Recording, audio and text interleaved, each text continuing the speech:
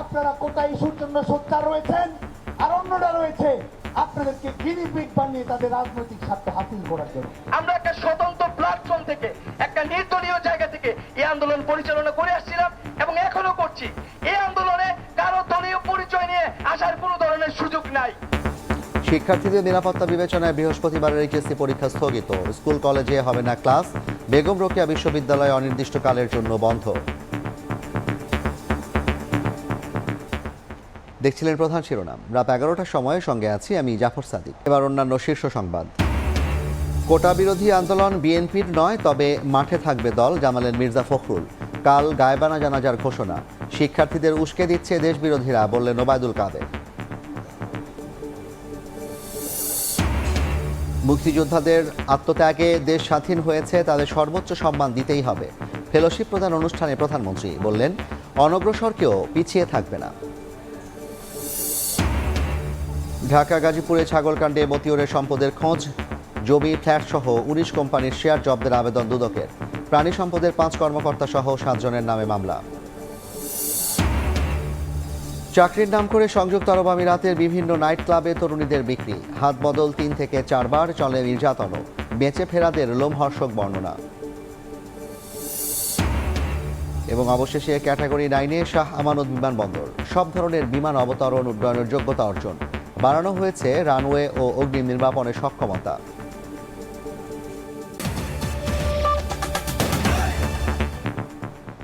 সহিংসতায় এখন পর্যন্ত 5 শতাধিক ছাত্রলীগ কর্মী আহত হয়েছে বলে দাবি করেছে সংগঠনটির সভাপতি সাদ্দাম হোসেন। ঢাকা বিশ্ববিদ্যালয়ের রাজু ভাস্কর্যে অবস্থান কর্মসূচি পালনের সময় গণমাধ্যমকে তিনি এ তথ্য দেন। নিজ নিজ প্রতিষ্ঠানে ছাত্রলীগ কর্মীদের পাহারা বসানোর আহ্বান জানিয়ে সাদ্দাম বলেন, আন্দোলনের নামে সাধারণ শিক্ষার্থীদের গিনিপিগ বানাতে চায় বিএনপি জামায়াত শিবির। এই প্ল্যাটফর্মে যারা রয়েছে তারা আমি রাজাকারদের প্রেতাত্মা। এই প্ল্যাটফর্মে যারা রয়েছে তারা কোটা সমস্যার সমাধান চায় না, তারা প্রজন্মকে বিভ্রান্ত করে রাজাকারের রাজনীতি এই বাংলাদেশে পুনর্বাসন করতে চায়। আপনারা কোটা ইস্যুর জন্য সোচ্চার রয়েছেন, আর অন্যরা রয়েছে আপনাদেরকে গিনিপিগ বানিয়ে তাদের রাজনৈতিক স্বার্থ হাসিল করার জন্য। ইস্যু ভিত্তিক আন্দোলনকে যদি ভিন্ন খাতে প্রবাহিত করার চেষ্টা কেউ করেন, তখন আমরা দেখে নেব কত ধানে কত চাল হয়। এদিকে মহরমের কারণে এখনই কোনো কর্মসূচি দেওয়া হচ্ছে না বলে জানিয়েছে বৈষম্য বিরোধী ছাত্র আন্দোলন। তবে রাতে নতুন কর্মসূচির ঘোষণা আসতে পারে। সন্ধ্যায় ঢাকা বিশ্ববিদ্যালয় সাংবাদিকদের এ তথ্য জানিয়েছেন সমন্বয়কারী। আমাদের বাসায় গোয়েন্দা সংস্থার লোক যাচ্ছে, পুলিশ যাচ্ছে। আমরা রাতের বেলা এক বাসা থেকে আরেক বাসায়, এক বাসায় রাতে থাকতে পারি না। আজকে আমাদেরকে হেনস্থা করা হচ্ছে, আমাদের ভিতরে দ্বিধা বিভক্তি করার সৃষ্টি করা হচ্ছে। আমি জানি না এইখানেও কারো আছে কিনা দ্বিধা বিভক্তি করার জন্য, কিন্তু আমাদের মনে রাখতে হবে, আমরা যদি ঐক্যবদ্ধ না থাকি তাহলে কিন্তু আমরা বিজয় লাভ করব না। আজকের কর্মসূচি এখানেই সমাপ্ত করব। আগামীকাল যেহেতু মহরম, আমরা আগামীকাল সকলের সাথে আলোচনা করে রাতের মধ্যে একটি কর্মসূচি দিব। কিন্তু আমি বারবার বলছি, আজকে আন্দোলন শেষ হয়ে যাবে না। আমরা স্পষ্টভাবে আগেও বলেছি, এখনো বলছি, আমরা একটা স্বতন্ত্র প্ল্যাটফর্ম থেকে, একটা নির্দলীয় জায়গা থেকে এই আন্দোলন পরিচালনা করে আসছিলাম এবং এখনো করছি। এই আন্দোলনে কারো দলীয় পরিচয় নিয়ে আসার কোনো ধরনের সুযোগ নাই এবং কেউ যদি এটা আসে, আমরা আন্দোলনকারীরা এটা প্রতিহত করব।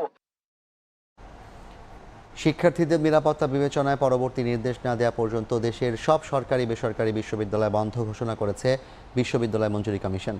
একই সঙ্গে ছাত্রছাত্রীদের হল ছাড়ার নির্দেশনা দেওয়া হয়েছে। এদিকে বৃহস্পতিবারের এইচএসসি পরীক্ষাও স্থগিত করা হয়েছে। এছাড়া দেশের মাধ্যমিক ও উচ্চ মাধ্যমিক পর্যায়ের সব শিক্ষা প্রতিষ্ঠান অনির্দিষ্টকালের জন্য বন্ধ ঘোষণা করেছে শিক্ষা মন্ত্রণালয়। রাতে শিক্ষা মন্ত্রণালয়ের জনসংযোগ কর্মকর্তা এম.এ. খায়ের এ নিয়ে বিজ্ঞপ্তি দেন। জানানো হয়, বিদ্যালয় ও কলেজগামী শিক্ষার্থীদের নিরাপত্তার বিষয়টি বিবেচনায় নিয়ে শিক্ষা মন্ত্রণালয়ের আওতাধীন মাধ্যমিক উচ্চ মাধ্যমিক পর্যায়ের সব শিক্ষা প্রতিষ্ঠান বন্ধ রাখা হবে। পাশাপাশি পলিটেকনিক ইনস্টিটিউটের কার্যক্রমও পরবর্তী নির্দেশ না দেওয়া পর্যন্ত বন্ধ থাকবে।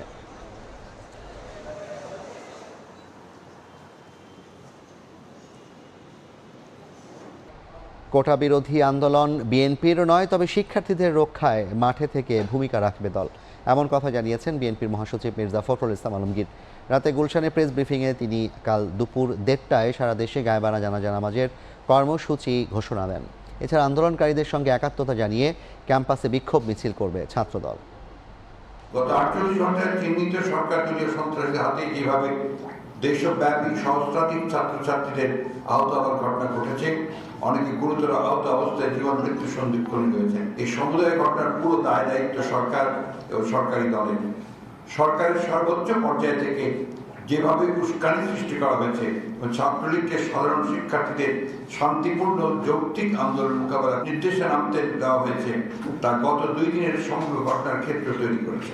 আমরা আগামী 24 ঘন্টার মধ্যে এই সশস্ত্র সন্ত্রাসীদের গ্রেফতার দাবি জানাচ্ছি। রাজনৈতিক দল হিসেবে তো আমরা নিশ্চুপ থাকতে পারি না। প্রয়োজন হলে আমরা সমগ্র দেশবাসীকে নিয়ে আরো বড় আন্দোলনে যাব আমাদের সন্তানদেরকে রক্ষা করার জন্য। এদিকে শিক্ষার্থীদের দেশবিরোধীরা উস্কে দিচ্ছে বলে মন্তব্য করেন আওয়ামী লীগ সাধারণ সম্পাদক ওবায়দুল কাদের। রাজধানীর ধানমন্ডিতে দলীয় সভাপতির কার্যালয়ে আয়োজিত অনুষ্ঠানে তিনি কথা বলেন। প্রধানমন্ত্রীর বক্তব্য বিকৃত করা হচ্ছে বলেও এ সময় মন্তব্য করেন তিনি।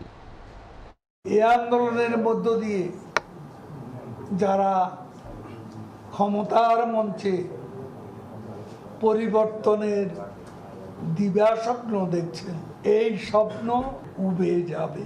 স্বাধীনতা সার্বভৌমত্বকে যেই আন্দোলন টার্গেট করে, মুক্তিযুদ্ধকে টার্গেট করে, সেই আন্দোলন আমরা মোকাবিলা করব।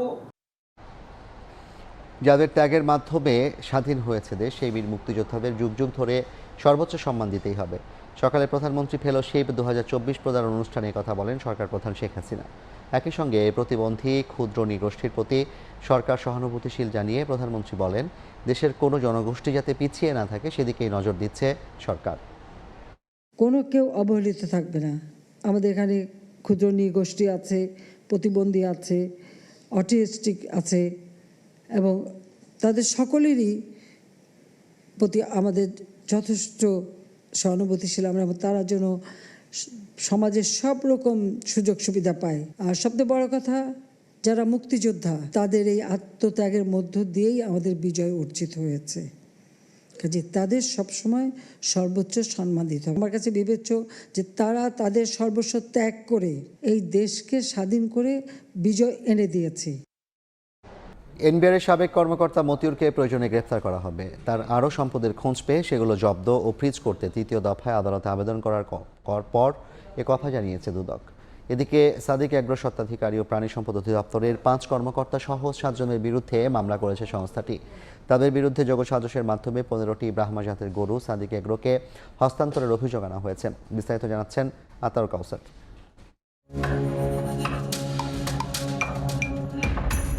ছাগলকাণ্ডের পর এখনও একে একে বেরিয়ে আসছে এনবিআরের সাবেক কর্মকর্তা মতিউরের সম্পদ।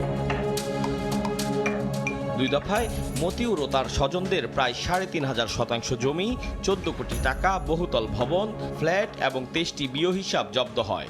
মঙ্গলবার 3য় দফায় টঙ্গী গাজীপুরের স্থাপনা সহ 137 শতাংশ জমি, রাজধানীর বসুন্ধরা আবাসিক এলাকায় 8070 স্কোয়ার ফিটের কমার্শিয়াল স্পেস এবং 19টি কোম্পানির প্রায় 4 কোটি টাকা মূল্যের শেয়ার জব্দ ও ফ্রিজ করার আদেশ দিয়েছেন আদালত। আমরা এর আগেও 2 দফায় যেটি পেয়েছি সেটি বিজ্ঞ আদালতের নির্দেশক্রমে আমরা কিন্তু অবরুদ্ধ করেছি। এই আজকে আমরা নতুন করে যেটি পেয়েছি এটিও কিন্তু আমরা বিজ্ঞ আদালতে দাখিল করেছি, এটি অবরুদ্ধ করার জন্য, এবং বিজ্ঞ আদালতের যে নির্দেশনা অনুযায়ী আমরা সেভাবে কাজ করি। আমাদের অনুসন্ধান টিম অবশ্যই আপনারা জানেন যে যদি মনে করে যে তাকে গ্রেপ্তার করা দরকার, অবশ্যই তাকে গ্রেপ্তার করবে। এদিকে দুর্নীতির অভিযোগে সাদিক এগ্রোর মালিক ইমরান হোসেন ও প্রাণী সম্পদ অধিদপ্তরের 5 কর্মকর্তা সহ 7 জনের বিরুদ্ধে মামলা করেছে দুদক। প্রাণী সম্পদের কর্মকর্তাদের বিরুদ্ধে অভিযোগ, সাদিক এগ্রোর ইমরানের সঙ্গে যোগসাজশ করে কাগজে কলমে জবাই করা 15টি ব্রাহ্মা প্রজাতির গরু নিলাম ছাড়াই দিয়ে দিয়েছেন প্রাণী সম্পদ অধিদপ্তর। সরকারি কোনো নিলামের মাধ্যমে কিন্তু দেওয়া হয় না। কোনো জিনিস যদি বিক্রি করতে হয়, যেটি জব্দকৃত, সেটাও কিন্তু একটা নিলাম প্রক্রিয়ার মাধ্যমে, টেন্ডারের মাধ্যমে বিক্রি করতে হয়, সেই কাজটিও কিন্তু যথাযথ করা হয়। ব্রাহ্মা জাতের 15টি গরু, যার কম বেশি মূল্য 15 কোটি টাকা, রেকর্ডপত্রে জবাই দেখে বাস্তবে জবাই না করে আত্মসাৎ করেছেন। মিথ্যা ঘোষণা দিয়ে 2021 সালে আমেরিকা থেকে বাংলাদেশে আনা হয় গরুগুলো। কাস্টমস ব্রাহ্মা জাতের গরুগুলো জব্দ করে প্রাণী সম্পদ অধিদপ্তরের জিম্মায় দেন। চলতি বছরের রমজান মাসে এই গরুগুলো প্রাণী সম্পদের দুর্নীতিবাজ কর্মকর্তাদের সহায়তায় ফিরে পায় সাদিক এগ্রো। বিক্রির উদ্দেশ্যে তোলে কোরবানির হাটে। এক একটির দাম হাঁকা হয় 1 থেকে 1.5 কোটি টাকা। আতাউর কাউসার, সময় সংবাদ, ঢাকা। এবার বাণিজ্যের খবর।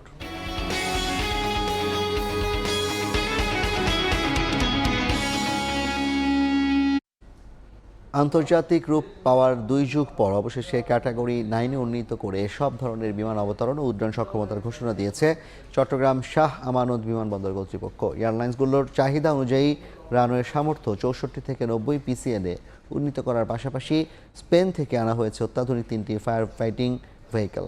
শাখা ত্রিপুর ক্যামেরায় বিস্তারিত জানাচ্ছেন কমল দে।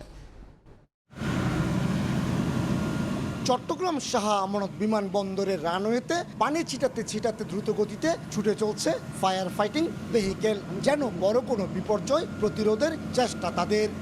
ইন্টারন্যাশনাল রুটের বড় ফ্লাইট নামাতে আগে সক্ষমতা বাড়ানো হয়েছিল, রানওয়ের প্রয়োজন ছিল অগ্নি নির্বাপন ব্যবস্থার সক্ষমতা বাড়ানো।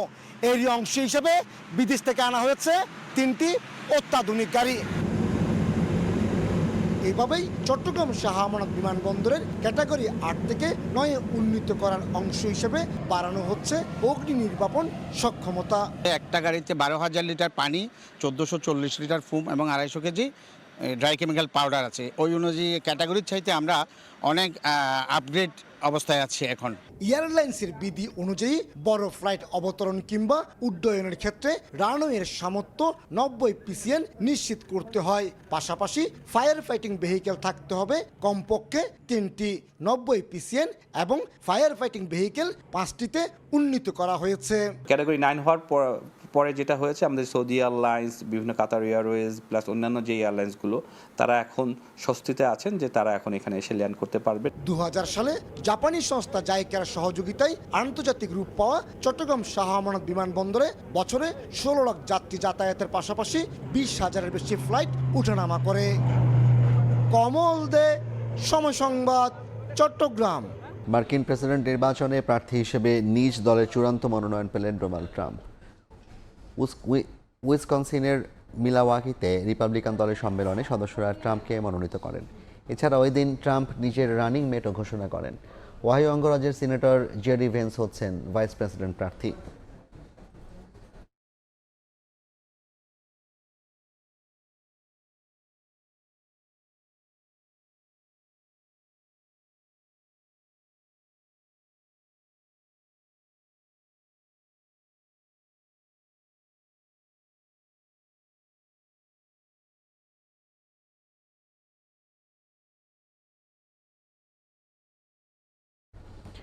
এতক্ষণ দেখছিলেন দেশ বিদেশের খবর।